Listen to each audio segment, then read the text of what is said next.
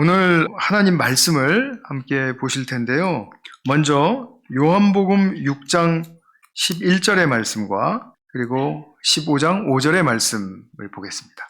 우리 함께 한 목소리로 두 절 같이 한번 읽어보겠습니다. 시작. 예수께서 닭을 들어서 감사를 드리신 다음에 앉은 사람들에게 나누어 주시고 물고기도 그와 같이 해서 그들이 원하는 대로 주셨다. 그리고 15장 5절의 말씀. 나는 포도나무요 너희는 가지이다. 사람이 내 안에 머물러 있고 내가 그 안에 머물러 있으면 그는 많은 열매를 맺는다. 너희는 나를 떠나서는 아무것도 할 수 없다. 아멘. 제가 말씀을 위해서 잠깐 기도하겠습니다.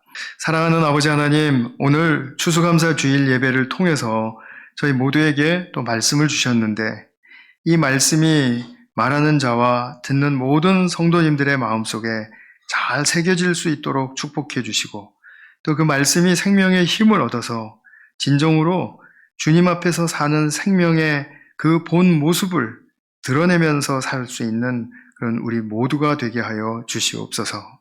이 시간 주님의 성령께 우리의 심령을 맡겨 올리오며 우리 구주 예수님의 이름으로 기도하였습니다. 아멘. 2024년도 거의 다 가나 싶습니다. 벌써 이제 11월 마지막 주일이고, 그리고 이제 한 달만 지나면 우리가 이제 올 한 해를 마무리를 하게 될 텐데, 우리가 각자가 한번 생각해 보시면 좋겠습니다. 나에게는 어떤 감사의 고백할 내용이 있는가? 만약에 감사가 없다면 올 한 해는 나에게 어떤 의미가 있을까 생각했을 때 별로 그렇게 감동이라든지 아니면은 의미를 부여할 수 있을 것 같지가 않아요. 그래도 우리가 무엇 하나라도 감사하는 그런 그 나의 감동적인 마음이 우리에게 참으로 필요하지 않나 하는 생각이 듭니다. 우리가 누구나 많은 분들이 쉬지 않고 열심히 사시죠. 그래서 열심히 산 결과로 인해서 그렇게 뭐 크게 부족한 것도 없고 뭐 그렇게 내가 생각하기에 잘하지는 못했지만 그렇게 잘못한 것도 없어서 그래서 다른 사람들이 나를 보면 또 칭찬도 해주고 또 인정도 해주는데 근데 막상 내 마음속에 감사하는 마음이 별로 없다. 뭐 그렇게 크게 가치 있는 것 같지가 않다. 이렇게 느낀다면 이미 내 삶에 주신 소명, 본분, 그리고 내 삶에 주신 뭐 가족이나 교회나 기타 여러 우리 환경에 해당하는 것들, 이런 것들이 그렇게 크게 의미 있다고 중요하게 생각하지 않는 그런 결과가 되겠죠. 근데 우리가 가만히 생각해 보시면요. 가족이나 어떤 뭐 내가 이제 맺고 있는 어떤 관계들, 이런 관계들을 가만히 생각해 보면은 뭐 참 감사하긴 한데 그렇게 특별히 감사한다라는 그런 감정이 잘 안 올라올 때가 너무나 많은 것 같아요. 그것은 그 속에 하나님이 그 비밀을 숨겨두셨기 때문에 그렇다라고 저는 믿습니다. 아주 가깝고 아주 내게는 뭐 당연한 것으로 여겨지는 그런 것들인데, 그런데 정작 정말 깊이 파고들 때 발견할 수 있는 그런 비밀스러운 축복, 그리고 가치, 이런 것들이 많이 심겨져 있다라는 그런 뜻이죠. 제가 많이 강조하고 또 소개하는 그 빅터 프랭클이라는 의미치료학의 창시자이고 또 정신과 의사셨던 분이 있죠. 그분의 상담 사례 중에 이런 것이 있습니다. 어떤 노신, 제가 영어로 그냥 쭉 적었습니다. 왜냐하면은 우리 중고등부 학생들도 있고 해서 제가 말하는 거 못 알아들을 것 같아서 영어로 그냥 스토리를 적었고요. 그 다음에 이제 한국말이 편하시면 그냥 제 말을 들으시면 되겠습니다. 이제 빅터 프랭클을 찾아온 노신사 이야기가 있는데, 이 노신사는 아주 자기가 극진히 사랑하는 아내를 하나님께로 이제 먼저 보낸 겁니다. 그리고서도 시간이 오래 지났는데 이 슬픔이 도무지 해결이 되지가 않습니다. 그래서 너무너무 극복이 안 되어서 그래서 이제 상담을 받으러 찾아온 거죠. 프랭클 박사가 최선을 다해서 잘 애도할 수 있게 도와주려고 했는데 그게 도무지 안 되더라는 겁니다. 그래서 상담의 시기도 또 많이 지나갔다고 합니다. 그러던 어느 날 이 노신사가 격분해서 찾아왔대요. 그러고서는 하는 말이 내가 정말 아내보다 먼저 죽었어야 했습니다. 정말 이렇게 홀로 남아서 이렇게 오랫동안 겪는 이 고통 너무 잔인하고 그리고 아파서 나의 삶은 정말 어떤 것도 의미가 없습니다. 나는 이거 살 이유가 없는 삶을 살고 있습니다. 견딜 수가 없습니다. 그때 프랭클 박사가 이렇게 말했답니다. 선생님이 당하고 있는 고통이 얼마나 크실지 참 상상이 되지가 않을 정도입니다. 얼마나 힘이 드실까요? 그런데 지금 말씀하신 대로 선생님이 먼저 죽고 아내분이 살아서 선생님을 먼저 보낸 그 아픔을 이기지 못해서 내 앞에 앉아서 이렇게 날마다 울고 그리고 괴로워하고 있다면 어떠실까요? 어떤 느낌이실까요? 한번 생각해 보십시오 하고 권면을 드렸답니다. 이 말을 던졌더니 노신사가 아무 말도 하지 못하고 그냥 가만히 있다가 그건 지금 이 상황보다 훨씬 더 끔찍하네요. 이 고통은 차라리 내가 당하는 것이 낫습니다. 내가 사랑하는 아내가 그렇게 고통당하는 것을 나는 보고 싶지 않습니다. 지금부터는 내가 이 고통을 지금 당하고 있는 것을 감사하면서 살겠습니다. 그러면서 돌아갔답니다. 그리고 팔로우업을 하니까 이제 이분이 정말 새 삶을 살고 있더라는 그런 정말 아주 성공적인 이제 상담 사례를 이제 제가 읽어본 적이 있습니다. 사람은 아무리 좋은 일이 있고 또 아무리 좋은 사람들이 옆에 있고 그리고 또 좋은 환경이 내게 주어졌어도 참 어떻게 보면 감사하기가 어려운 존재인 것 같아요. 그런데 또 반면에 아무리 나쁜 일이 있고 아무리 나쁜 상황이 닥쳐도 감사할 수 있는 존재이기도 해요. 사람의 이 이율배반적인 이 모습 우리가 좀 인정하실 수 있겠죠. 이때 우리는 진정한 삶이 무엇인가, 의미가 무엇인가, 나의 살아갈 삶의 방향은 무엇인가 이런 것들이 발견되곤 하는 것이죠. 이 작은 감사를 통해서 그 일이 일어나고 나의 삶이 반전되는 그런 경험담은 정말 너무나도 많이 있죠. 내게 일어나는 것이 중요한데 오늘 우리가 예수님으로부터 배우는 이제 감사를 통해서 한번 그런 전환점의 계기를, 동기부여를 가지실 수 있으면 좋겠다라는 그런 마음을 가지고 우리가 한번 본문을 보도록 하겠습니다. 오늘 본문은 너무나도 잘 아시는 오병이어 기적 이야기가 배경입니다. 남자만 5,000명이 있었다고 하니까 남녀 다 합쳐서 아이들도 합쳐서 한 2만 명 되지 않았을까 싶습니다. 아주 큰 무리죠. 예수님을 따라왔어요. 예수님이 이제 병도 고쳐주시고 하니까 이제 관심이 이제 많이 생긴 거죠. 그래서 자기들이 이제 예수님을 정말 있는 힘을 다해서 이제 찾아와서 이렇게 모인 것입니다. 근데 시간이 길어지다 보니까 이제 식사 때가 지났습니다. 그러니까 이 사람들이 주님 우리 배고픕니다라고 먼저 이렇게 이야기를 한 게 아니라 주님께서 먼저 제자 빌립에게 이런 말씀으로 질문을 던지십니다. 우리가 어디에서 빵을 사다가 이 사람들을 먹일 수 있을까? 이제 빌립을 시험해 보신 겁니다. 주님이 계신데 무슨 걱정입니까? 라는 답을 했으면 아주 좋았을 뻔했는데 또 그렇게 답을 했어도 굉장히 놀랄 만한 거죠. 어떻게 그런 대답을 할 수 있을까? 근데 그렇게 하지 않았고요. 빌립은 역시 자기가 살던 대로 해오던 대로 계산을 하기 시작했습니다. 이 사람들이 팥빵 하나라도 먹으려면 지금 한 200데나리온, 그러니까 노동자가 200일 일해서 벌 수 있는 그런 돈이죠. 노동자 연봉의 한 3분의 2 정도 됩니다. 그 정도 되는 돈이 필요한데요. 그거 가지고도 모자라겠는데요. 이렇게 말을 했습니다. 그때 듣고 있던 안드레가 근데 우리한테 이 보리빵 5개랑 물고기 2마리는 있습니다만 이게 무슨 소용이 있겠습니까? 이렇게 이제 또 말을 했습니다. 그랬더니 예수님께서 그 말을 들으시고서는 이제 당신의 방식대로 사람들을 앉게 하자. 풀밭 위에 앉게 하셨습니다. 그리고 그 안드레가 가지고 있는 빵을 이제 들고서는 감사 기도를 드리셨습니다. 이건 어떤 특별한 기도가 아니고 식기도입니다. 아주 평범한 식기도. 아주 또 짧았겠죠? 단순했을 것이고요. 지금 뭐 이렇게 많이 모였는데 뭐 요만큼이라도 주셔서 감사합니다. 뭐 이런 얘기 하시지 않았을 것 같아요. 하나님 아버지, 우리에게 양식 주셔서 고맙습니다. 이렇게 이제 기도를 하셨겠죠. 바로 여기에 초점이 있습니다.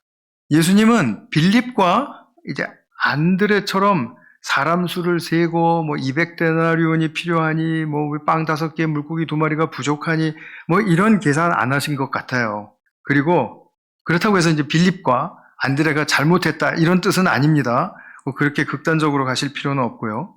여기서 예수님은 무언가 당신이 의도하신 것을 보여주고 싶은 그런 것이 있었다라는 겁니다.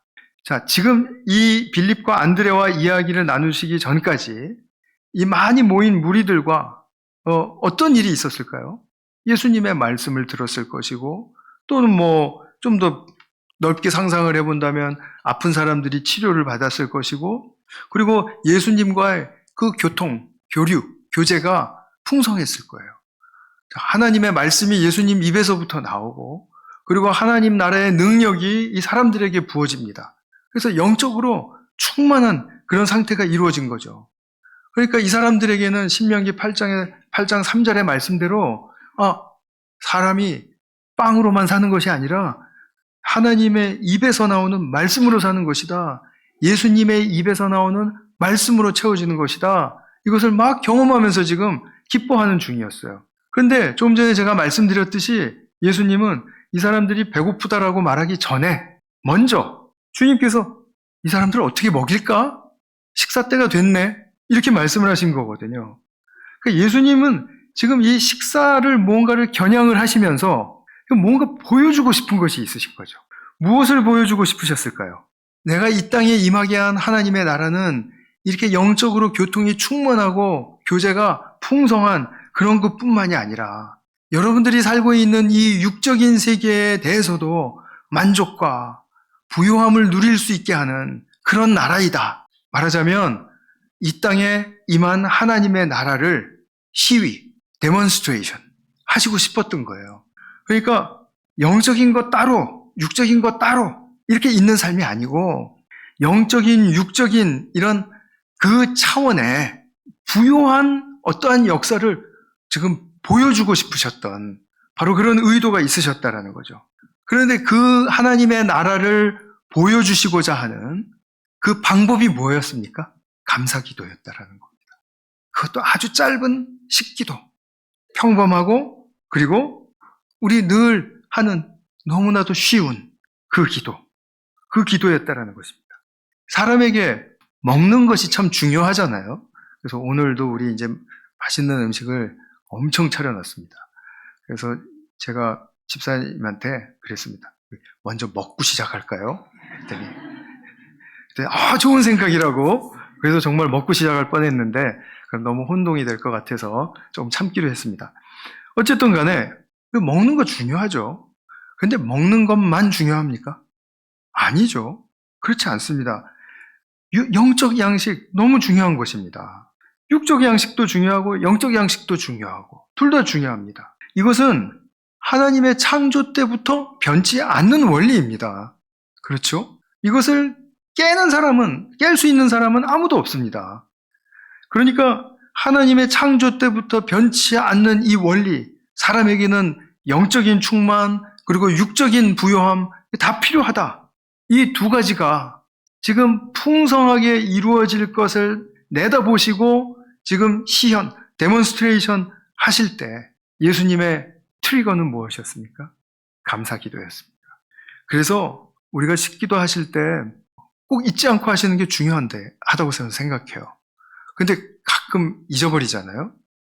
그러면 이미 지났으니까 하지 말아야지. 이렇게 하지 마시고 씹는 거를 잠깐이라도 멈추시고 그러고 기도하시고, 제가 종종 사용한다라고는 말씀을 드리지 않겠습니다만 이렇게 해서 식기도 드리는 거 참 중요하다고 저는 생각해요. 그런 기도가 무슨 소용이 있냐? 그건 인간의 생각입니다. 어떤 기도도 하나님께는 소중합니다. 내가 어떠한 상황 속에서 밀리고 쫓기고 조급한 마음에서 잠깐 잊어버렸다가 그래서 기도해야지. 그러고 올 때 넌 지금 오냐? 하나님 이렇게 하시지 않는다라는 걸 제가 늘 말씀드리죠. 하나님은 그래, 나랑 얘기 좀 하자. 이렇게 반가워하신다라는 거죠. 하나님께 드리는 감사. 뭐 이 표현이 기도일 수도 있고, 고백일 수도 있고, 나의 행동일 수도 있고, 나의 몸짓, 뭐 표정 이런 것일 수 있습니다. 그죠? 우리 그런 것들을 우리가 결코 가볍게 여기지 않는 것 너무나도 중요하다라는 그 의미를 제가 이 감사 기도를, 예수님의 감사 기도를 통해서 지금 말씀드리고 싶은 거죠. 예수님이 우리에게 말씀하세요.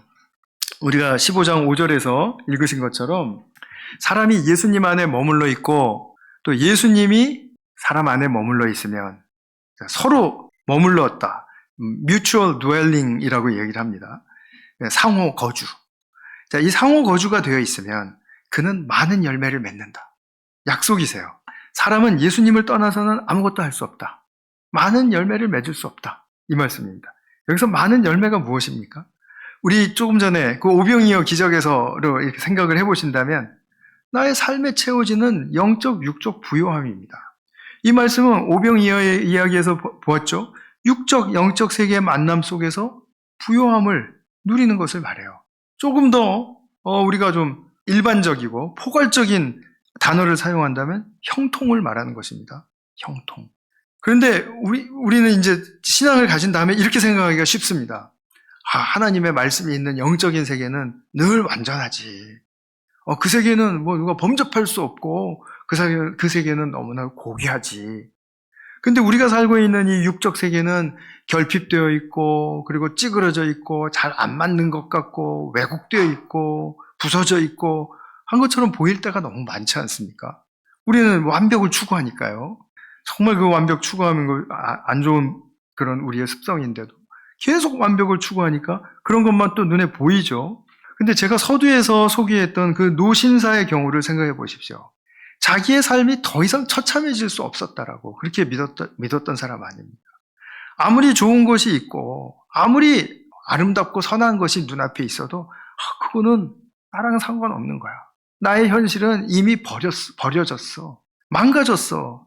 난 이 고통이 있는 이런 한 해는 나 인생은 아무것도 아니야. 쓰레기 같은 거야.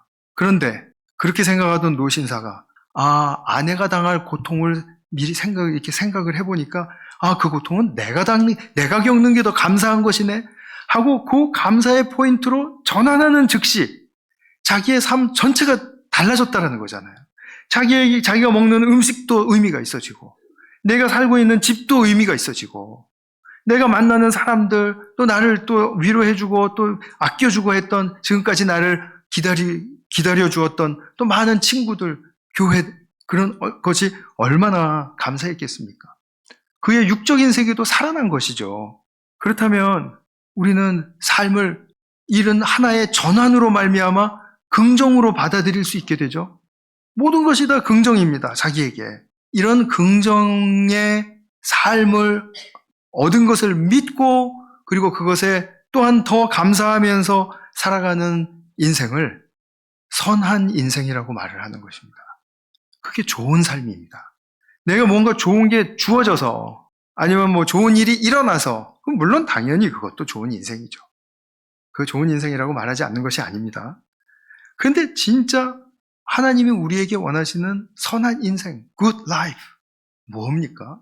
내가 그냥 뭐 좋은 거 있을 때는 잠깐 좋아했다가 또 좀 안 좋은 일이 있으면은 싫어하고 뭐 그건 당연한 거지 이렇게 여기는 그것을 하나님이 좋은 인생이라고 인정을 해주시겠냐라는 것입니다. 그건 사실 나도 좋은 인생이라고 인정할 수가 없죠. 그렇지 않습니까? 예수님께서 오병이어 기적을 통해서 영적, 육적인 이런 그 부요함을 누리게 하시는 바로 이 계기가 당신의 감사의 기도였다라는 사실을 우리가 본문에서 분명히 보게 되면 그러면 이것은 그냥 특별하고 어떤 경이로운 계기에 나타나는 것이 아니라 이런 기회가 나타나는 것이 아니라 우리의 일상에 평범하게 널려져 있구나. 그냥 뿌려져 있구나. 그렇기 때문에 내가 내 마음에 어떤 것을 향한 작은 감사도 그 하나가 진심으로 일어날 때 나를 영적, 육적 차원으로 하나 되게 해준다. 묶어준다. 그것도 부요한 영적, 육적 세계 안에서 나를 세워준다. 하나님이 원하시는 good life. 바로 이것이로구나 하고 인정하고 주님께 더 감사할 수 있겠죠. 오늘 제가 주보 그래서 박목월 시인, 이분은 기독교인이 아니라고 알려져 있는데요. 많은 그 작가들을 보면 다는 아닙니다만 이게 후기에 가보면은 기독교적인 색채가 띄어져 있는 글과 고백과 감사 그리고 기도를 많이 우리에게 남겨주고 가곤 합니다. 박경리라는 그 유명한 분이 있죠. 그분도 노년에 마지막 작품으로 남겨주신 아무것도 가져갈 것이 없어서 홀가분하다인가 그런 책을 쓰셨는데 그 책에도 보면은 시가 이제 열거되어 있습니다. 시가 많이 남아 있는데 그 시에도 보면은 기독교적인 그런 정말 고백과 감사를 담은 그 시들이 꽤 많이 나오거든요. 우리가 그런 것을 보게 되면 이 문학가들은 또 신앙에 접근하는 것이 우리 일반적인 사람이랑 조금 다르네 하는 그런 것들을 보게 되고 우리 또 폭을 좀 넓힐 수 있게 됩니다. 어쨌든 간에 박목월 시인이 그렇게 고백을 했죠. 나의 미소도 나의 눈물도 선물입니다. 주님이 주신 선물입니다. 감사하다라는 뜻이지 않습니까? 선물 주셨으니까. 이분이 지금 고백하는 이 믿음의 내용이 그냥 미소가 미소에서 끝나는 것을 말하는 것입니까? 눈물이 눈물에서 끝나는 것을 말하는 것입니까? 그렇지 않죠. 지금 뭔가 내게 미소가 있게 한 어떤 사건, 그곳으로부터 번져나가는 나의 영적인 또 내면적인 어떤 부요함, 또는 나의 눈물, 아파서 흘린 눈물이었지만 그 눈물이 나를 이토록 크고 넓은 사람으로 확장을 시켜주는구나 하는 것을 발견했을 때 느끼는 그런 경이로운 감사, 이런 것들을 의미하는 거죠. 그러니까 우리는 내게 주신 오늘 한 번의 미소 또는 내가 아파서 흘린 나의 작은 눈물 하나라도 그것이 나에게 어떠한 계기가 되는가를 살펴볼 때 주님은 나의 삶을 이렇게 가꾸어 나가시고 이런 수준으로 올려주시는구나. 그래서 나로 하여금 선한 인생, good life를 살게 하시는구나. 그것을 제일 원하시는구나 라는 것을 알 때 우리는 정말 주님처럼 소중한 분이 없습니다. 라고 그렇게 고백할 수 있지 않겠습니까? 감사라는 감정은 아마 모든 피조물들 중에서 인간에게서 가장 강하고 다양하고, 그죠? 종종 나타나는 아주 고귀한 긍정의 감정인 것 같아요. 물론 까치 발을 이렇게 싸매주면 와서 또 보답도 해주고 이렇게 해서 감사하는 까치다 이렇게도 우리가 얘기를 하는데, 물론 동물들도 감사할 줄 모르는 존재다라고 얘기하면은 동물들이 이제 저한테 데몬스트레이션 할까봐 그렇게 함부로 말은 못하겠습니다. 감사하는 부분이 있는 것 같아요. 그런데 우리 인간처럼 이렇게 다양하고 강렬하게 감사할 수 있는 존재는 없죠. 근데 가만히 생각해 보세요. 내가 감사할 때 더 감사합니까? 내가 감사를 받을 때 더 감사합니까? 그죠? 나는 아무래도 감사를 받을 때 더 고귀하다라고 느끼는 것 같아요. 근데 그거 착각입니다. 저는 그거 착각이라고 확신할 수 있습니다. 계속해서 감사를 할 수 있는 사람이 오히려 더 복된 사람입니다. 내가 감사를 받아야 더 복되다라고 하는 것은 내가 어떤 우위에 서겠다라는 그런 나의 욕구가 깔려 있다라고 말할 수 있겠죠. 계속 감사하는 인생이 복된 것인데 어떻게 감사를 해야 될까요? 어떻게 감사를 할 수가 있겠습니까? 감사해야지 그러면 감사가 막 나오나요? 그쵸? 억지로 안 되는 거 아닙니까? 우리 중고등부 학생들도 여기 지금 많이 있는데 한번 생각해 보세요. 내가 감사를 하기 위해서는 나에게 무엇이 동기가 되어야 되고 무엇이 계기가 되어야 될까? 그것은 저는 질문이라고 생각합니다. 나는 어떤 존재지? 나는 왜 살지? 나는 무엇을 향해서 지금 가고 있지? 내게 주신 엄마, 아빠, 내게 주신 자녀들, 어떤 의미가 있지? 내게 주신 교회, 직장, 이 게인스빌이라는 사회, 또 더 나아가서는 내가 살고 있는 21세기 이 시대, 도대체 나에게 어떤 의미가 있는 거지? 자꾸 묻는 것입니다. 자, 물으면은 답을 기대할 수 있겠죠. 그러나 답을 못 얻는다 할지라도 그 질문하는 그 삶의 모양새가 엄청나게 나의 삶을 진지하게 만들어주고, 그리고 내가 무언가 하나를 발견했을 때 내가 이것 때문에 사는구나. 내가 이것을 향해서 사는구나. 이것을 깨닫고 감사의 트리거를 당길 수 있는 기회를 만난다라는 그런 말씀이죠. 끊임없이 질문하는 것입니다. 저 같은 경우는 나는 왜 계속해서 이렇게 목회를 하고 있지? 이게 뭐 싫고 무슨 뭐 실망이 되고 그래서 묻는 게 아니라 매일매일 교회 문턱을 섰을 때마다 하나님은 오늘 왜 나를 여기에 두셨을까를 묻는 것이죠. 식사를 할 때는 오늘 왜 나는 먹어야 사는 것일까 묻는 것이죠. 그리고 나를 괴롭히는 사람이 있다 할지라도 나는 왜 저 사람을 내 삶의 반경에다 두고 내가 보고 있어야 할 것인가 묻는 것이죠.